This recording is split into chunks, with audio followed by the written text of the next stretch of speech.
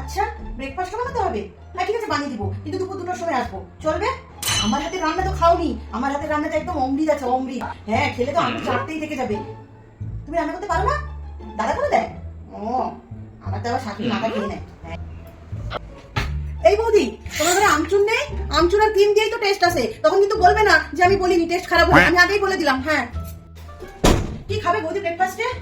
ধোসা?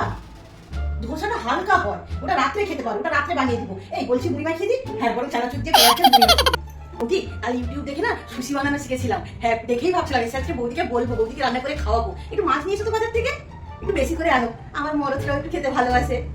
আসলাম, কালকে আবার তোমার শাশুড়ি আসবে? এই আমাকে 4 দিন ছুটি দিয়ে দাও, আমি 4 দিন পরে আসবো। উনি যখন যতদিন থাকবেন আমি আসবো না। উনি রান্না করতে দেয় না, মাথার উপর উঠে বসে থাকে, এই রান্নাতে এটা দাও, ডালে এই ফোড়নটা দাও, ওটাতে ওই দাও, আমি এভাবে রান্না করতে পারি না। না না, তুমি ওনার হাতে রান্না খাও, উনি খুব ভালো রান্না করে, কটা দিন উনি রান্না করবে, তুমি খাও। আমাকে 4 দিন ছুটি দাও, উনি চলে গেলে আমাকে ফোন করবে, আমি আবার চলে আসবো। হ্যাঁ।